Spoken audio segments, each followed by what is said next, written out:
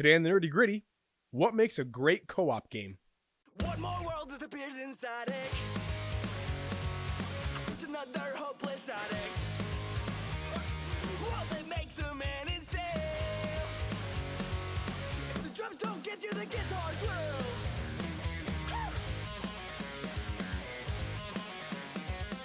Hello, everybody, and welcome to the Nerdy Gritty, where we delve deep into the details of pop culture. I am player 1, Fox. And I am player 2, Dez. That's accurate because we just got done playing. It takes two, and I was player 1, you were player 2. That's true. I'm also called Cody.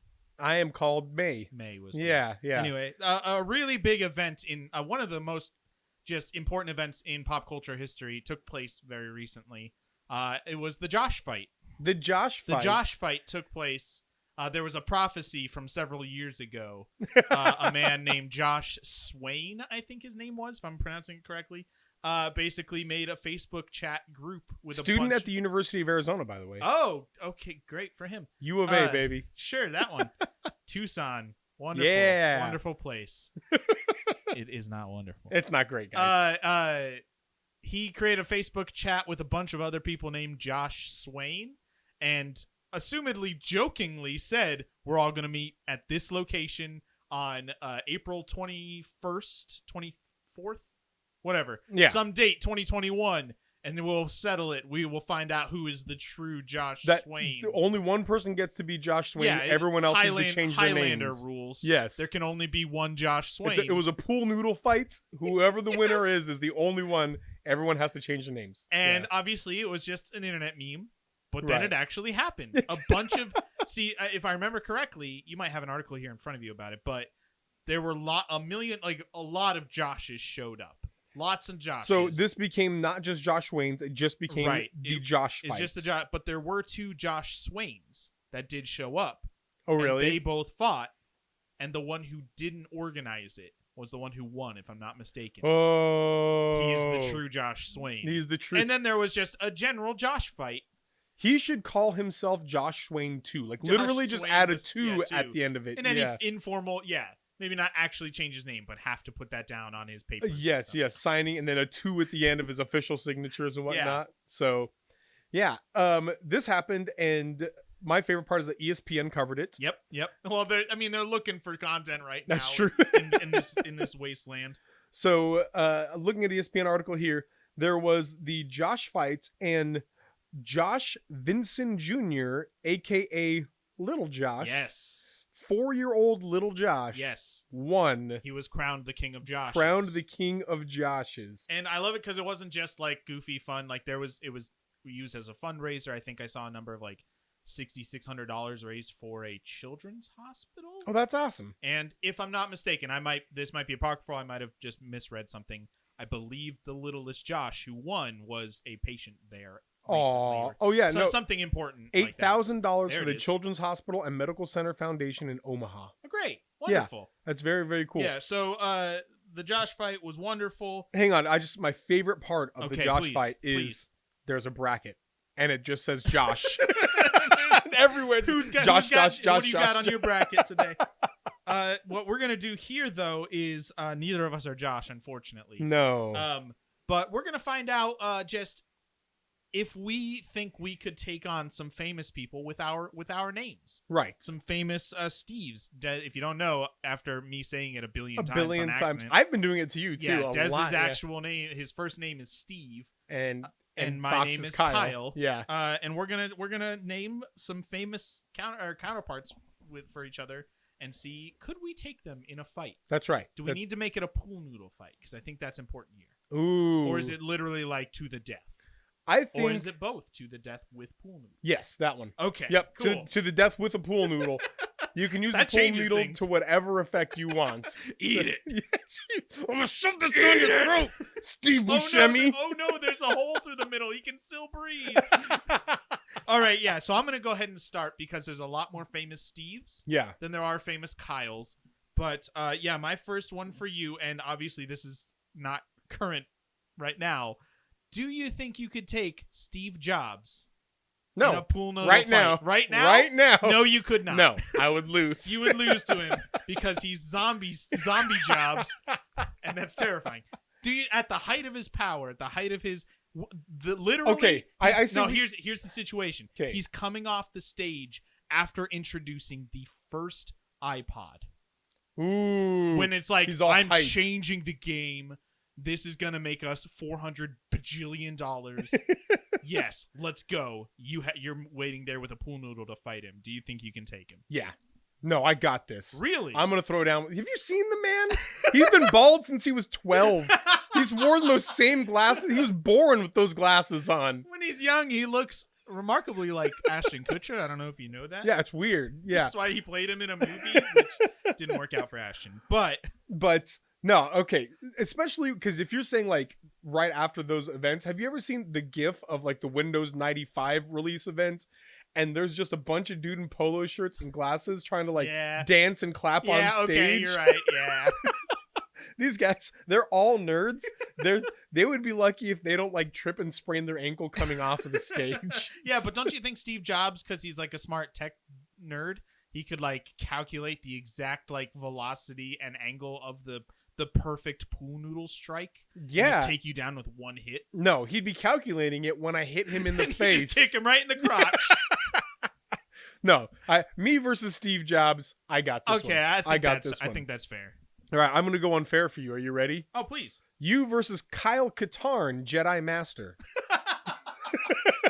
Here's the thing. There's not a lot of famous Kyles. So No, you got to so take what you can. I'm like digging here. So, no, Kyle Katarn was the star of Dark Forces, a video game in the 90s. Yeah, that one. In the 90s, it was so good. He was not sure. yet a Jedi, but as the Dark Forces games progressed, he learned he had Force powers, became a Jedi, and Kyle Katarn is a Jedi. So, do you think... Okay, but remember, he does not have a lightsaber or anything like that. We just got pool noodles here. Just you and a Jedi Master we with all pool know noodles. that pool noodles negate force powers. Yes. Read the extended lore.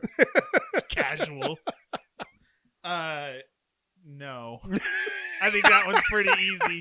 No, I could not take I'm sorry. Kyle Katarn or whatever his name Kyle is. Katarn, yes. Sure. With a pool, I would have to use some kind of subterfuge and be like, who are you here for? Ooh, there you go. My name's Bill. But then he'd sense that I'm being facetious with his force powers. And like, look, I love the Star Wars universe, but the Force is very much a MacGuffin. Oh, it yeah. does exactly The what you Force need it is to do. Does whatever you need it, whenever you need it, and it's because magic. It's Yes. literally space magic. Yeah. Yeah. Nah. So you've won the first one. I've lost the first one. I've got one that you'll not out of left field here. Steve from Blue's Clues. Could you take Steve from Blue's Clues with a pool noodle? Here's the problem with that. Ready? This guy's been doing children's television for a billion years. Yeah. And I mean, I bet, did. He quit. He stopped being Steve after a little while. Well, I think there was another Steve after him, though, right? There was. His name wasn't Steve. Oh, he got a new host. He had a different name. I thought it was a different actor, same name. I was like, because in my brain, I have to fight them both then. But no, okay.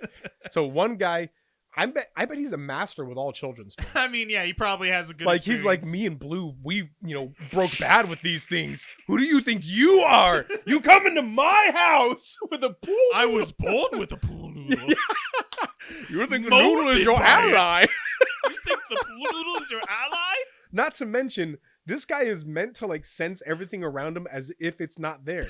He lives on a green screen. He's got a spider sense. Yes, for sure, absolutely. That So he is honed from like having to interact with invisible characters. So no, Yeah. I don't think there's any. He is a pool noodle pro from his years of children's television training. Sure. And is lived sensing the unreal around him. So there's no way I could take Steve from Blue's Clues on in a fight. No, yeah, he's got that one. I'll give him that one.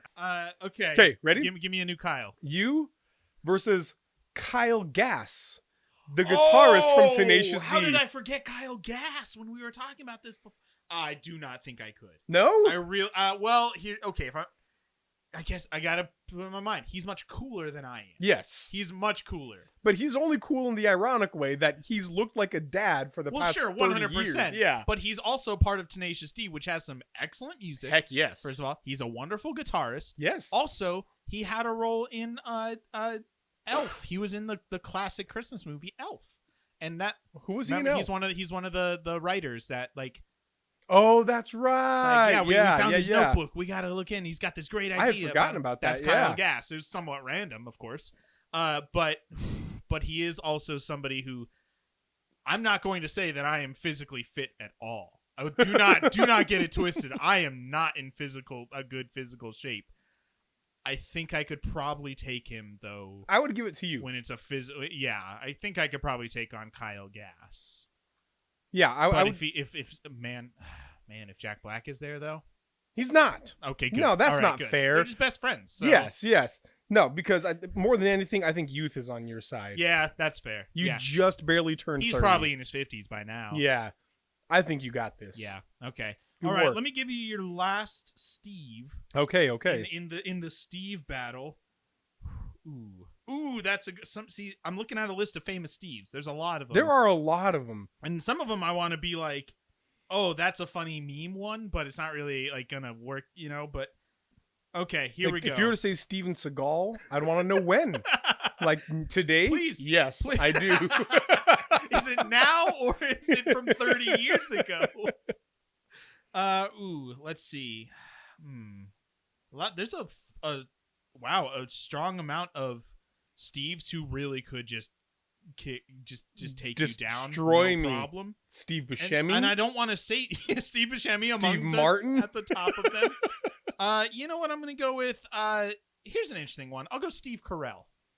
Could you take on Michael Scott with a pool noodle? Because he's not like young and spry, but he's also no. And I've been listening to the Office Ladies podcast. Still listening to that? All right. Yeah, and apparently he's like a health nut too. Like he's I'm still sure. very fit, like and takes care of his body. He's not much of an action movie guy, but like he hasn't really been in anything. But I believe it. Oh man. Could you take Steve Carell? Okay. Here's what I'm going to say. Here's what I'm going to say. I'm going to say yes. Okay. With a caveat in there. All right. And the only reason is reach.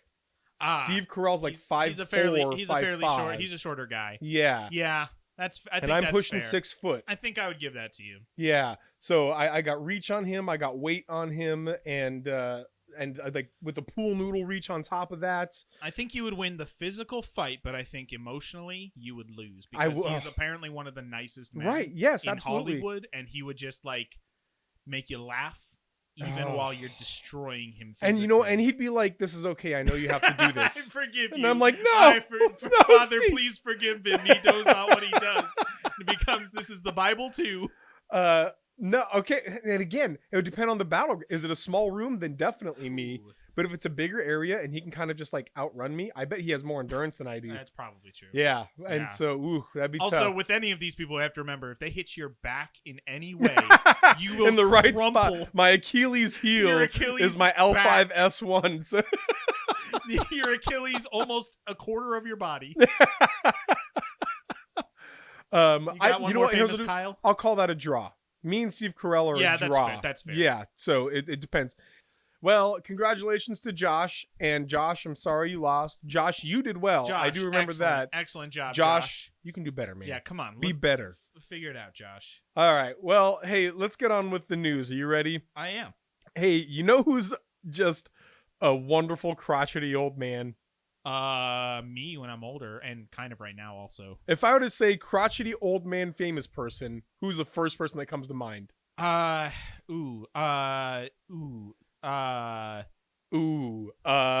you were talking. I can't even remember who you're saying. Was it Harrison Ford? Yeah. Yeah, no, that's for sure. The other one I was gonna say is Clint Eastwood. Harrison Ford uses Oscar soapbox to get some Blade Runner complaints off his chest. Oh, I love it. I love it. I love it. So, this is Does he from talk about the unicorn? an article from the AV Club here. Okay, here we go. And Harrison Ford, in his speech or whatever else, people always talk about how the Oscars get political. Yeah. Harrison Ford just gets self-deprecating. Yeah. But he says, I'd like to share some notes, some editorial suggestions that were prepared after the screening of a movie I was in. Ooh. Opening too choppy. Why is this voiceover track so terrible? The Sounds the voiceover drugged. was bad. Were they all on drugs? Decker at the piano is intermittable. What? Flashback dialogue is confusing. Is he listening to a tape? Why do we need the third cut in the eggs? The synagogue music is awful on the street. We've got to use Vangelis. Is this just Harrison Ford naming complaints that people had for Blade Runner? Like No, he had complaints that he has for Blade Runner. Oh, These are his complaints for Blade Runner. Yes.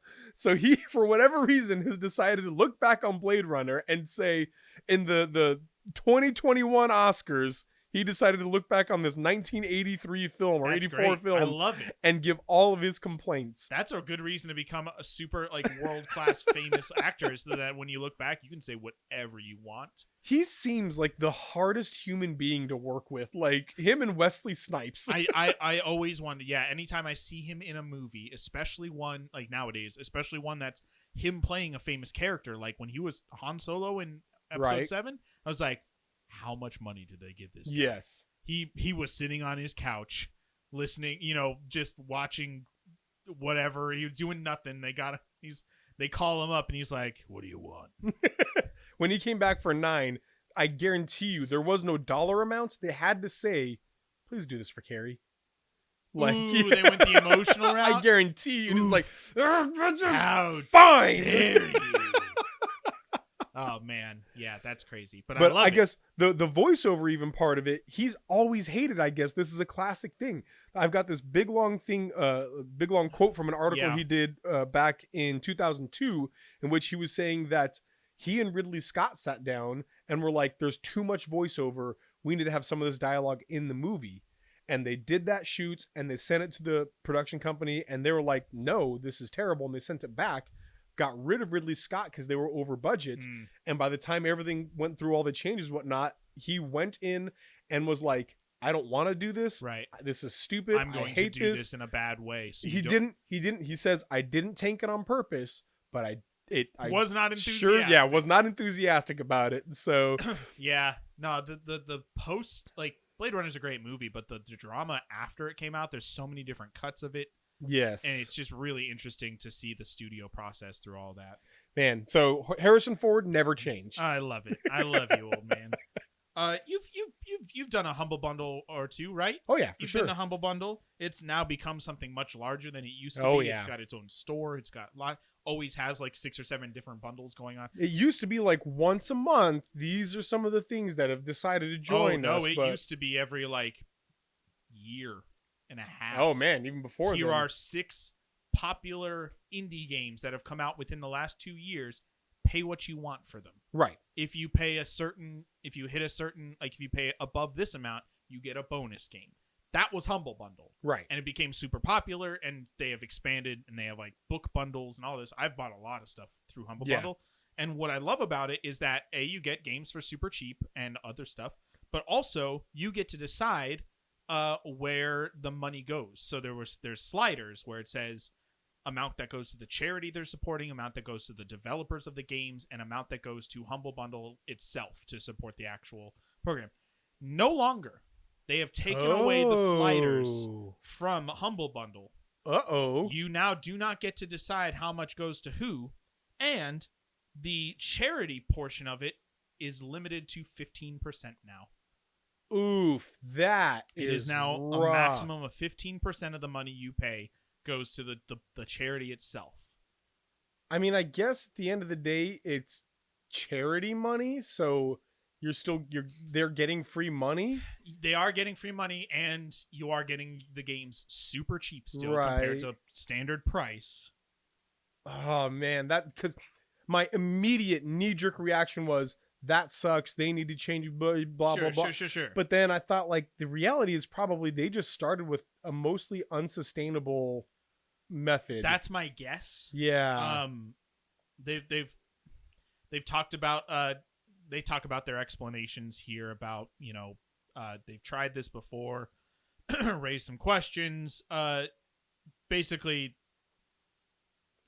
yeah, that's essentially what it seems to come down to, is if we want this to continue, we have to restrict the option, because to be perfectly honest, I have literally never given any money to anybody but the charity in any bundle I've ever purchased. Which I understand giving some to both, especially, to maintain both developers. They spent money making this. They deserve something. I've always said, hey, you knew this could happen.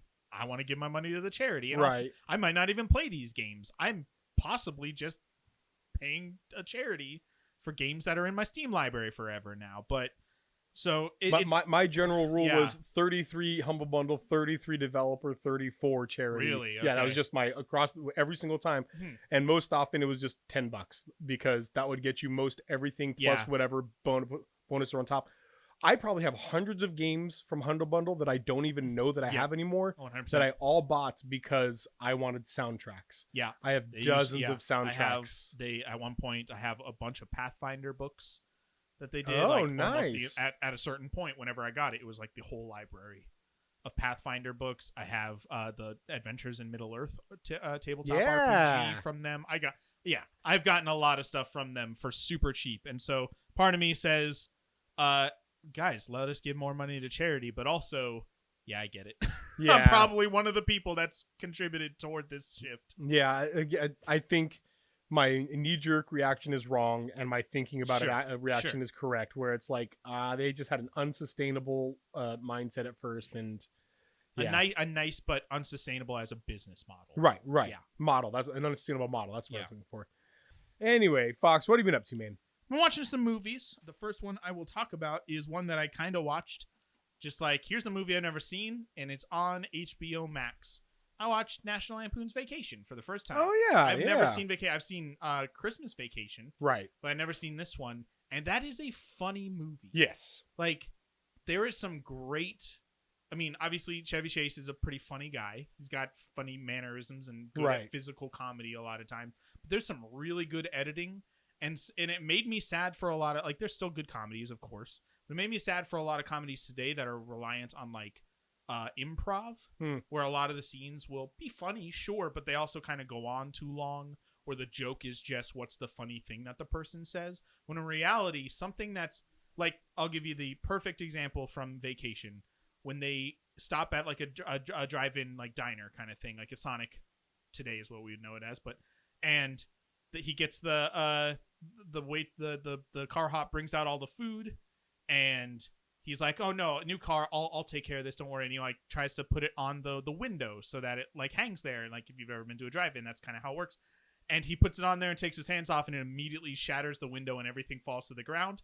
And he just says, waitress, and then the scene cuts and to the next thing. And it's like like it's the cut right there. Just the immediate like next scene is what makes it so funny. I also watched a movie. Good. Yeah. Called Green Lantern, starring Ryan Reynolds and Blake Lively. Hey, this is an intervention. I never watch movies that I think are bad. But watch them anyway. Never. But you do, and so we need to talk about this. No, I watched Matrix Reloaded this week, and so I can't say anything. No. And here's what I will say. It was not as bad as I remember it. Oh, that is going to be on your tombstone, my friend. That's fine. You know, I watched this movie again. It's not as bad as I thought it'd be. I don't know if I want to say let's watch it again, but I will say that Don't. my brain had bought into the meme of it that it was one of the worst movies ever made, Oh, and it's that it definitely was not ridiculous that. in every way. It's definitely not a piece of trash. Right, but it is like, it's so bland. Yeah, so just nothing, bland, really. and yeah, it really, really is. But the reason I wanted to bring it up is because, shocking. Wait, is that Taika Waititi? Yes, it is. He's in the movie? He is, like, other than Blake Lively, probably the second most prominent character. So Really? there's like Ryan Reynolds, Blake Lively, and then Taika Waititi. Is he like best friend? He's best friend Gotcha. of Ryan Reynolds. That makes sense. Character, and doing a moderate American accent. And You think that? Oh, I didn't know there was that connection. Yeah. Let's get Taika Waititi to make the next Deadpool, my friend. Like, no idea, man. So yeah, it was really interesting to see him there. I was really shocked, but the movie itself was super bland and Yeah. predictable. I watched. You haven't watched it yet, so I mean, there's not really much to spoil. It's not really a spoiler movie, but I watched Mortal Kombat. Oh The yeah, new Mortal Kombat on HBO Max. I mean, it's in theaters now too, but it was fine. yeah. It was.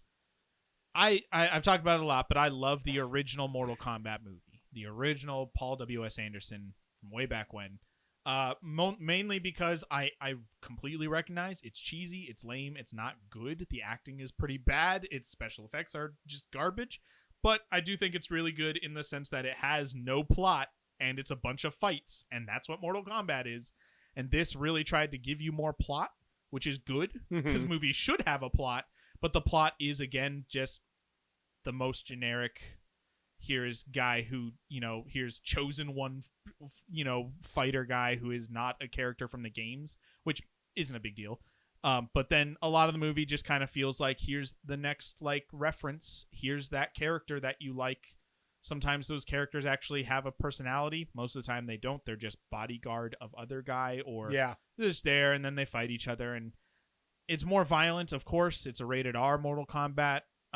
But that didn't really do anything for it. Like it had like I don't really care for perfect recreation of a fatality from the games. That's not super important to me. But it is clearly made with the video game in mind, and I appreciate that. My wife and I started watching The Irregulars, which is a Netflix TV show that is essentially, there's Sherlock Holmes and Watson, but they are like background characters in this. Okay. Really what it's about is in the world of Sherlock Holmes, there are now superpowers. Okay. People have been given these superpowers. It sounds like and 50 other shows you've talked about. I know, right? And Watson has enlisted some street kids, like teenagers, it's very young adults, very YA. Okay. Some street teenagers to be his like on the street investigators. Sure. Of these supernatural events Sherlock that Holmes are going on. has that kind of thing. And well, it's always like there's always science behind why there's supernatural stuff. But Sure. Okay. anyway, all this to say, it is the most young adult show I have seen since I watched Alex Rider begrudgingly with my wife. Yeah. And it's fine. A lot of the character design in it is really great. There's some good horror elements in it, some really scary characters in it, and that's cool. Okay. The acting is rough. There's one character that really, really wants to be Donald Glover, and that's so clear in his acting style and whatnot. Oof. But those are It's a high, pretty unique hopes. personality in that one. Yes, and so he's missing the mark, and it's rough to watch. Yeah. But there's nothing else I want to watch right now, so that's what we were watching. But Gotta consume. So yeah, absolutely. But other than that, The Irregulars is fine. It's not a great show. So I watched The Matrix. It's really good still. I have a fuller understanding of the interpretation of it as a commentary on the trans experience. Makes sense to me. yeah, It's really great, though. I'm not going to talk about it. What we're going to talk about is Falcon and the Winter Soldier. yeah. Because it is over now, and it was interesting. Is this the last thing you want to talk about? This is the last thing I got. Let me toss one All more right, thing get- in here. yeah, That get I that started out a of the- new book series called the Codex Alera. It's Jim Butcher's first book series. Old Jim Boucher. The old legend, or true legend, the old story is that somebody challenged him to write a book series with the combination of Pokemon and the Roman Legion, Mhm. and that's what this book series is. It's really good. It's essentially, I mean, other than his writing is obviously clear, early writing, a lot of rookie mistakes in there. Simple things like conversations between Max, Marcus, and Maximus, and Max, Marcus, and Magnus. And like just reading them like, wait, who's talking right now? Just things like rookie mistakes. Yeah, But interesting. anyway, all that to say, the main character is essentially Batman. He's the smart person with no superpowers in a world of superpowered people, All right. and he is having to navigate through political intrigue and all kinds of other things. And as somebody who loves Batman, it's Sure, a that's right up good your alley. series, man. It's good. That's right I'm up into your it. crime alley. Yeah. So anyway, Great. Falcon and Winter Hey, Soldier. Falcon and the Winter Soldier. Yes. It was interesting. It's quite a whiplash from Goofy WandaVision, No joke. but I think that's, I mean, not on purpose, but makes sense because it was truer to Right. what the subject matter was. Overall, I enjoyed it, but it definitely had its flaws. I think that most of its flaws and my struggles were toward the beginning of it. We talked about this early on where we're like, this is just not, it seems very like samey. It's very cliche. It's superhero punch fights or whatever. And then it really took some turns into political commentary and racial commentary. Yes. And I thought that was really good. Yeah, no, 100%. That's stuff that needs to be addressed for sure. Yeah. I love the fact that Isaiah Bradley is in there. We're getting to the point. I mean, it's been this way for a little while, but where the Marvel Universe is really having a dig for characters to really, like, it's not just your big famous ones. It's Isaiah Bradley, who shows up. Yeah, he's an actual. He's not made up for the show, Right. And so you get things like that. My issue, I guess, my main issue was I wanted more of those things that you just talked about. I wish this was 8 episodes long, and a couple of the episodes were literal. Like, you're not going to get it. I understand that, but I wanted more prolonged debate and conversation. I wanted to see the GRC, the Global Repatriation Council or whatever, have a debate to talk about the pros and cons of, like, and I understand that's not what this show is. This show Right. is mostly punch bad guy show with some good commentary in it, but Right. I wanted more. Like, it was disappointing to me that Carly Morgenthau, one of the main villains, was who she was from the start. She didn't really change. And I was hoping that she, if I'm not, I mean, I could be remembering incorrect. It's been 6 weeks, but 6 whole weeks. 6 whole weeks in this world. That's a long time. No, I would have loved if she was like active protester, activist, who like went down a wrong path or something. To me, it kind of just like, okay, she's this viewpoint. These other people are this viewpoint. They are different, and it never really took the time to really like talk about those things to any great extent to me. I think they did a decent job of taking her character and starting her as somebody who was just an honest patriot, or maybe patriot's not the right word, an honest. She's passionate about her true cause. Believer, yeah, a true believer in what she wants to see. And, yeah, exactly, and was doing what she thought was right, and then then over the next couple episodes, she had to make some rough choices and maybe do some of what was wrong. Yeah, to get the right cause. And then they have what I think was just this incredible moment of Sam talking to her. Yes. Episode 4. Yeah. Highlight of the series. That conversation almost working, and Captain America walks in and wants to punch people. Yes. And I agree. That was this huge moment of talking about sometimes we just need to have a conversation. Going in, fist swinging is not the right answer. Superheroes. Right. Like, we've got to do better than this.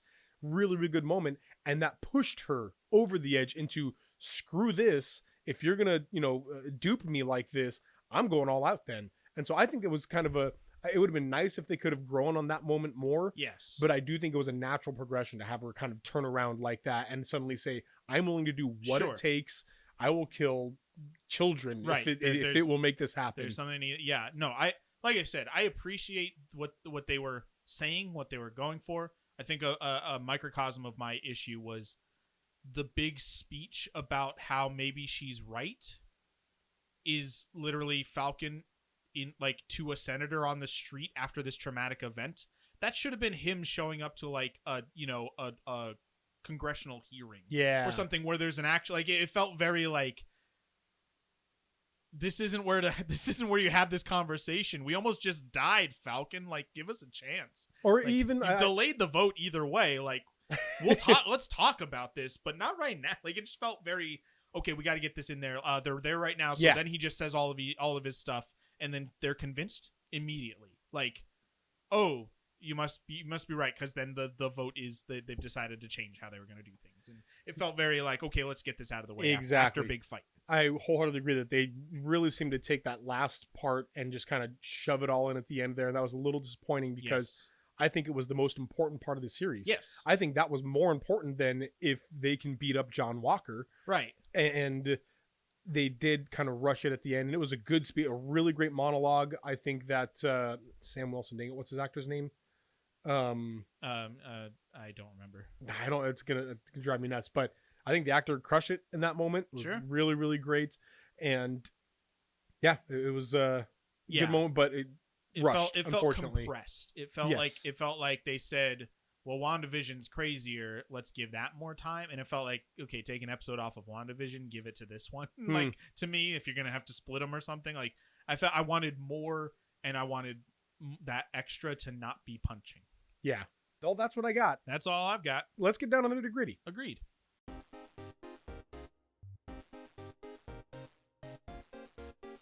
Hey, before we do that, we want to just let you know that you're listening to a compressed version of this show. Like, We take this first half and cut it down pretty significantly here, which is great. We make it palatable for casual listeners, and if that's you, we love your support. We love that you're here listening to us. But if you would like to get the director's cut of the Nerdy Gritty, we encourage you to head over to our Patreon. That's patreon.com/DesmondFox. And at the second tier or higher, you get access to the director's cut of the Nerdy Gritty, which includes 20 minutes, sometimes half an hour more content. A whole lot. Yeah, a whole lot of content of just things that we're talking about, news stuff, all kinds of things like that. So we'd really appreciate that kind of support. But if it's not something that you can do, we wholeheartedly understand. And we just want to say, hey, thank you for listening. Also, it means a lot to us when you tell your friends, when you post this on whatever social media you have, when you say, hey, this particular episode of Nerdy Gritty was really great. This one I really disagreed with. This one, whatever. And just get it out there, guys. This one, Des talked a lot, so it was really bad. Oh. Well, anyway. Des and I being Fox, very recently, literally an hour ago, finished a game called It Takes Two, which, if you haven't heard of it, is a co-op, exclusively co-op video game. What's the developers of it? Oh, dang, we should have this Hazelight, stuff right. I think? Hazelight, thank you. Good job. Thank you. Hazelight Studios, who their last couple of games have been co-op games, and it got us thinking, what makes a good co-op game? They are kind of few and far between at this point, at least a true co-op experience. You can play lots of games together, for sure, but this one was purely co-op. And what we want to talk about today is what makes a good cooperative experience when you are gaming together. And so we'll talk about It Takes Two a little bit, of course. Talk about its flaws, and I think it's what it did well, and talk about some other experiences we've had. But we're gonna, I think, take a higher look at this, more of in the general, what makes playing together in this way better. Because we were talking about this before. We haven't played a lot of like co-op shooters together, Right. But we it's not really our genre that we would play. I mean, we have played. Although I have played a lot of co-op shooters. You've played a lot of co-op shooters, so that's fair. We played Gears of War 1, 2, and 3 together, but that was a way long time ago. So I guess we do have that experience, but those aren't co-op exclusive either. And so anyway, let's talk about. Let's start with It Takes Two. What made It Takes Two? Because we've talked about in our review of the game, like when we were finishing the game and talking about it during the credits, we talked about like what we liked about it. So what made that game a good co-op experience? I think what really helped It Takes Two was, on one side, there's what made it a good game. And part of what made it a good game was that it stayed fresh constantly. But I think that would have made it good were it single player or co-op, like either that's way. Fair. I think what made it a good co-op game was the amount of co-op that was necessary for it. Now, I know that it's really, really rare and tough to make a game that is exclusively co-op. Yeah, this isn't going to be every studio. Right. I mean, I want to say, be. By the way, congratulations to Hazelight. They just surpassed 1 million copies of It Takes Two it's sold. been very successful and deservedly so. Yeah, so that's awesome, which means that around probably 2 million people are playing this game. Yeah. Logically, yeah. Yeah, so that's really cool, and I'm really glad for them. But in a situation like this where it's meant to be co-op, having those teamwork necessity moments, and in fact, you can even get this in like in shooters where I played a lot. If you guys watched our Twitch channel at all, I played a lot of the Division 2 with some friends, and having to say, okay, I'm going to be the sniper this time, you be kind of crowd control, you whatever, blah, blah, blah. We go in, and having to create these moments where everybody feels necessary. Yes. Is so important. 100%. To just, I think that is a foundational thing of co-op, is making everybody feel necessary. Feel necessary. Yeah. And let's define necessary. It's more than just playing the game. Right. Because we talked about this very briefly, but you can play like Super Mario Odyssey and Super Mario Galaxy cooperatively. Right. But sort of. One person basically plays the game as Mario. The other person in Galaxy, you play as just a cursor that collects stars, bits, or whatever they're called. Yeah.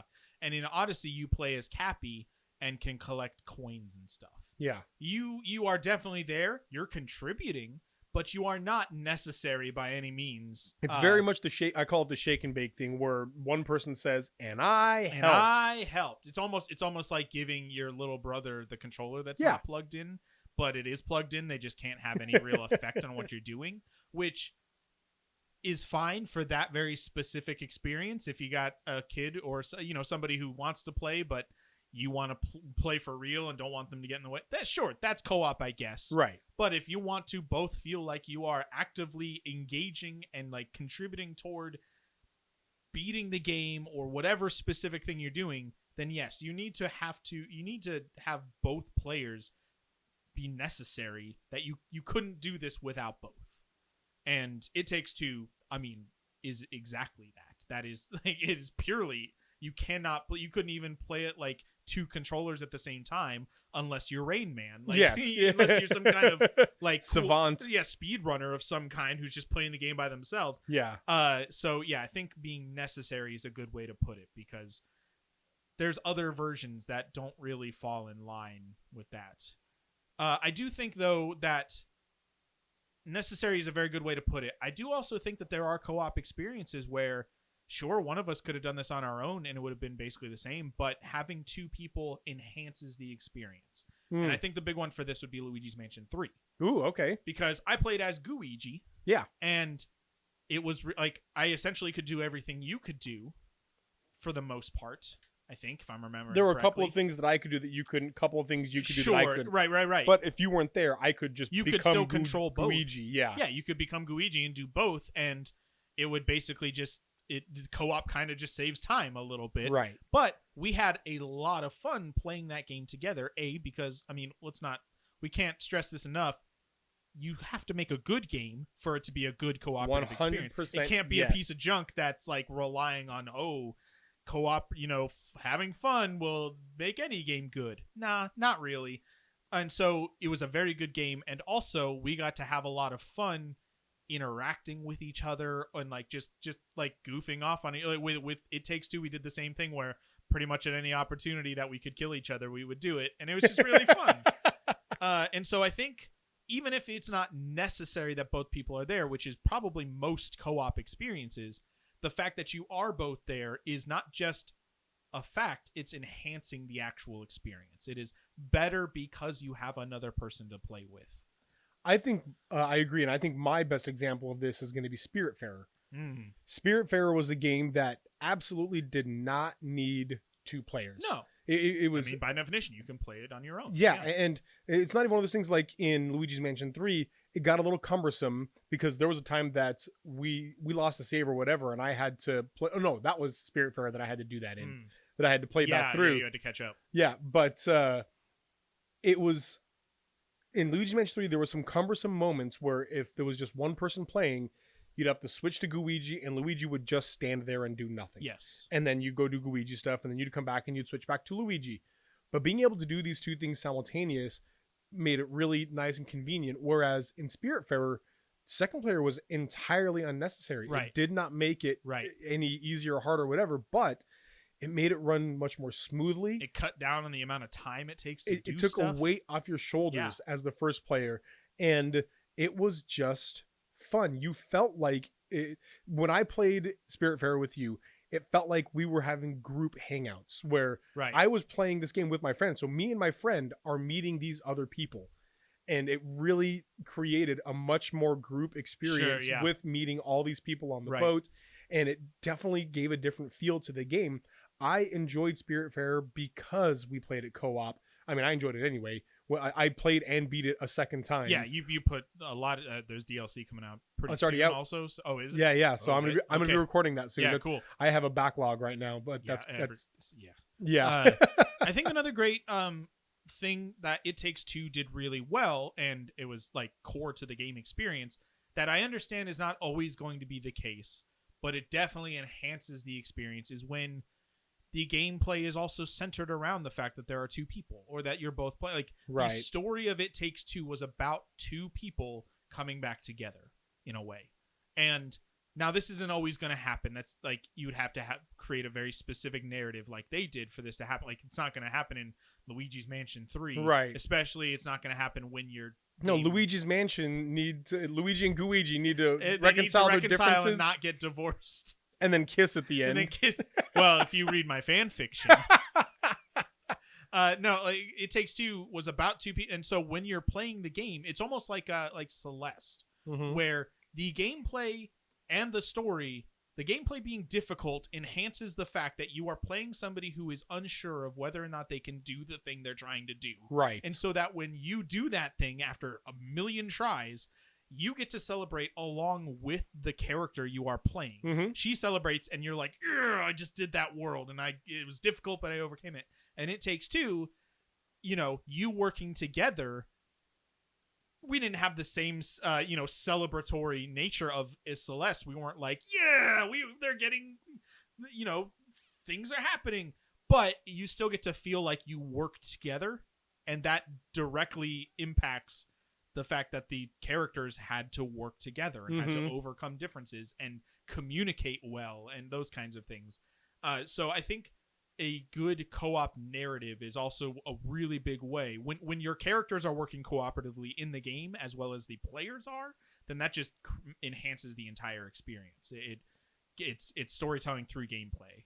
Absolutely. Wholeheartedly, yes. In fact, it reminds me of Onward. When we played Onward split screen, that I think that failed in that area where there was a story, and the fact that we had two players sometimes made it a little bit weird. In fact, there was times that like one player died, and so they tried to load a different area, but the other player was like, and the co-op experience in this, we want to support the split screen and the couch co-op availability, but it didn't deliver very successfully. The co-op in this actually made it feel more cumbersome. It made it feel more difficult to do. And like you were saying with the storyline, it failed on that entirely. Right. And so it was cool to have this co-op experience, but it just really didn't deliver on that. Where on the flip side, I think a great example of that is Portal 2. Yeah.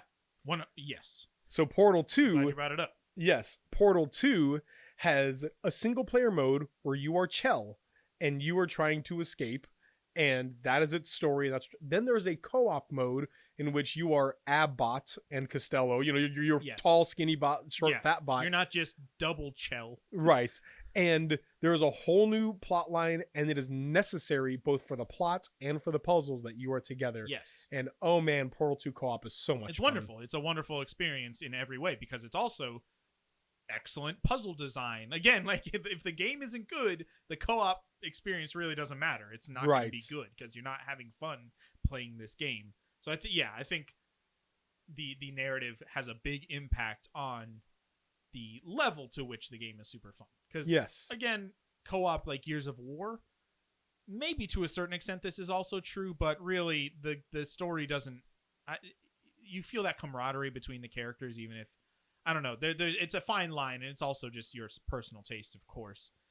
Here's something that I really liked about It Takes Two that I think is good, is that it actively, I mean, this is kind of tangential to, you got to play together. You got to be, but they also just gave lots of opportunities for you just to goof off and play games together. Yeah. You can play chess. You can do kart racing, essentially. You can and again, this is a very specific experience that It Takes Two. I doubt, they're going to throw this in Gears of War 6 where it's like, Gears of War Kart Racer would be amazing, but they're not going to throw in just random things. They did this a lot with A Way Out also, the previous game from Hazelight, where let's play some basketball together or whatever thing. Baseball, yeah. Not necessary to the game, but it's just a fun little co-op thing. It's taking advantage of the situation you've created. If you are going to require there to be two players, then, what if your players aren't necessarily engaging with the story, but they really love doing all these little mini games together? Then, hey, you won them over a little bit, and then they gave you the opportunity in the main menu just to play those together.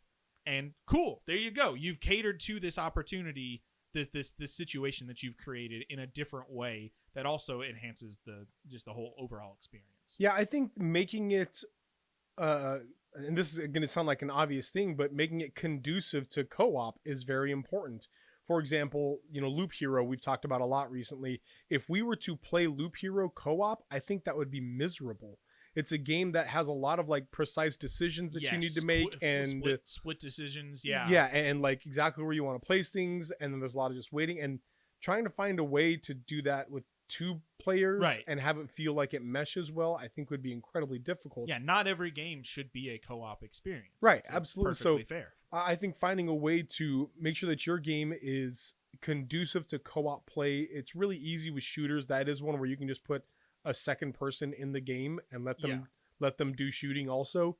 But for games like platformers, sometimes it's not going to be, sometimes having that split screen or sometimes having something like that is going to be really difficult. It's going to take away from the experience, like an Onward. Yeah. Again, I think Onward, a single player game, was fun. I think it would have been great. I had some issues with the gameplay itself, but sure, yeah, it was a novelty. Yeah, but the split screen part of it, I think, took away from it a little bit, and it was a little bit rough. It was a disappointment. Yeah.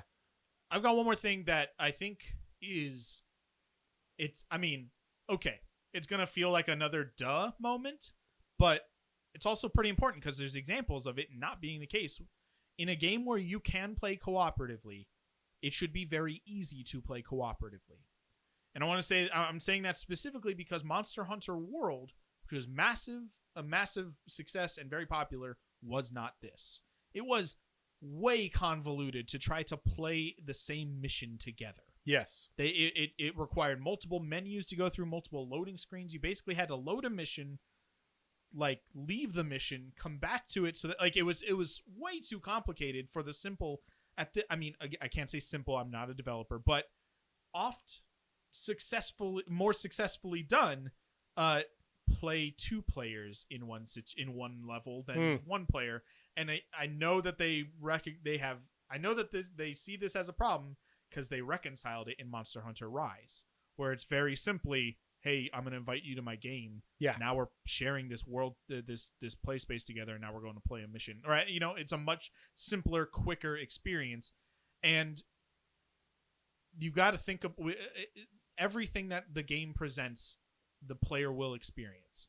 So you can say the game itself is super fun, but if it's difficult to really make that happen, if we had to go through 15 different loading screens and reload and, invite somebody, all these things to play, it takes 2, it would have been way less fun. Yes. But instead, it was literally just, even when we played online, it was literally just, you had to invite to a party, of course, so that the game knew. That's the PlayStation. That's just how it works. Yeah. But it was literally just, okay, I'm player, I'm pressing now X, I'm here. and now I'm in. Like, it was just the simplest thing. That game was designed to be played that way, so obviously they're going to make it super simple. But in a game like Monster Hunter, where it's not necessary to play cooperatively, but you have the option, then let people figure that out and not make it a big chore to be able to get to that point. On that note, I think that, we can talk a little bit now about what can ruin a co-op experience. Sure, And difficulty of actually joining games is Yes. a huge one. That's entirely outside of the actual gameplay. It's actually getting in the game in and of itself. We have Minecraft that my kids love to play. Mm-hmm. We had 3 laptops that they could play on, and 1 desktop, 2 laptops they could play on. And it was so frustrating because some would update, others wouldn't. Some, like, one was in beta, another one, and getting all 3 of them to be able to connect to each other was a nightmare. There's the Java version and the Windows version of Bedrock Minecraft. And so there's, we had some of my son's friends had the Java version because they had a Mac, not a PC. Yep.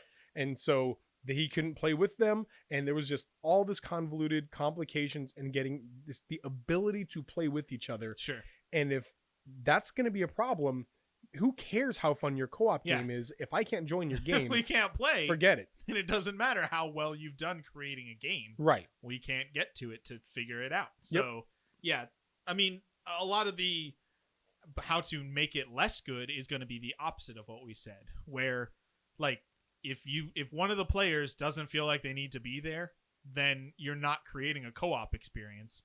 You're creating a single player with a tag along. Yeah. What I do like, I think there's some ways that have kind of gotten past that a little bit, and Nintendo does a lot of cooperative, a lot of at least fun multiplayer. Yeah. And so with like the newer Mario games, newer like side-scrolling Mario games, so you have like your Super Mario World, World 3D, Mario World 3. I can't remember the exact name, but a couple of these games have the option to basically go into a bubble. Oh yeah. And the game just pushes you along. and everybody else just plays. Like they play the game. You're Right. just kind of in no death mode until you know, and that can be either after you've died, you'll come back into bubble mode, and then you have to put yourself back in the game, or you can just bubble up and just I don't know how to do this part, and that can really enhance because a thing about co-op games is that you're not always going to have the same skill level, Right.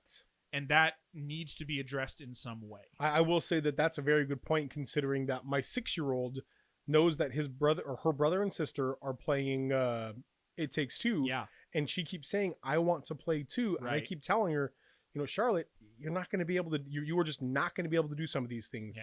yeah, You don't play video games as much as the other two, particularly not platformers like this. Like this isn't going Sure. to be something you're going to be able to do.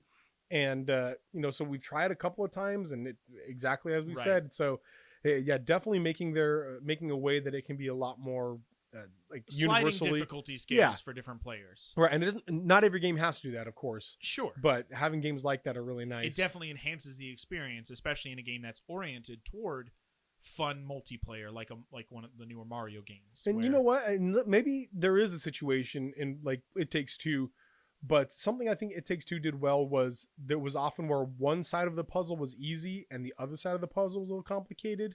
And then you could switch that. So like, let's say it was when I could teleport and you could stop time.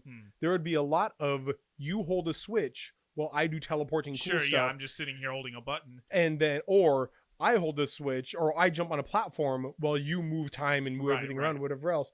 And I think that's actually pretty good because that just involves controller swapping. Yeah, if you need to, just give me the controller. And, Yeah. I played a game with my daughter. It's on a YouTube channel. You go check it out, called Pode, as a puzzler. And at any point, you could just switch characters. Yeah. You could push a button and be different characters. And we had to do that a couple of times. And so, no, I think it's a good idea to be able to do that. One last thing I would say is the visuals of it as far as split screen or whatever else. Yeah, that really changes the experience. The Lego games have something called dynamic screens. Yes. I hate it, actually. Really? Yes. I was hate surprised the dynamic that screens. I was surprised that It Takes Two didn't do that. They are constantly always split screen. Right. Unless even if you're standing next to each other. So for me, my eyes learn to accept a certain visual range. Okay. And then when I'm moving and that visual range change, like the split Where bar it kind of moves around the moves, camera. Yeah. and then I it see. fades when you get close to the other person. Sure. Now it's one screen or whatever. Like I want it to just be one, but it's one more thing for your brain to have to comprehend while you're playing. right. But in Onward, I feel like it took too much of my vision away. I wanted to be able to see more in Onward. And so I think finding a good, successful way for your screen to be split is a wise thing. I mean, that's going to be different for different games. Like, Right.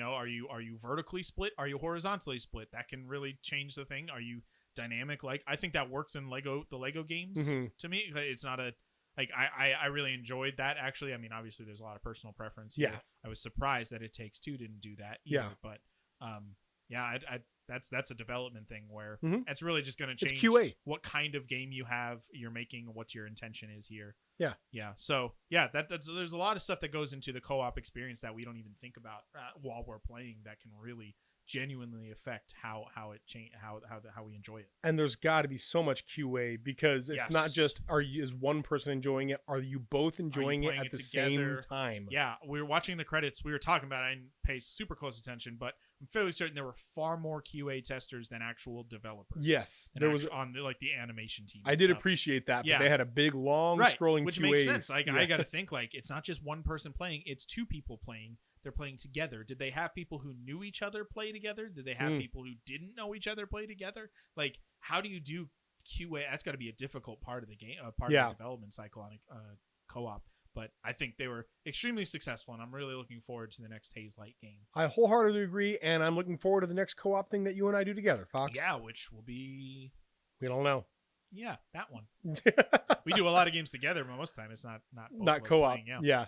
Well, guys, thank you very much for listening. Let us know what you think makes a great co-op game.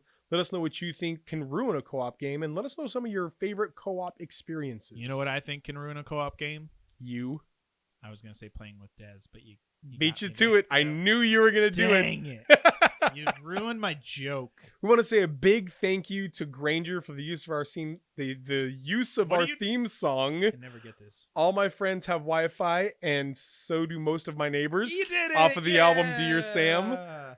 Hey, go check out our YouTube channel. Yeah, There's some stuff there. I mean, there's a lot of stuff on the channel. right. But actively, it takes two right now. Yeah, And we're going to be playing Pokemon Snap next, I believe. Yep. And then after that, Resident Evil Village. yeah.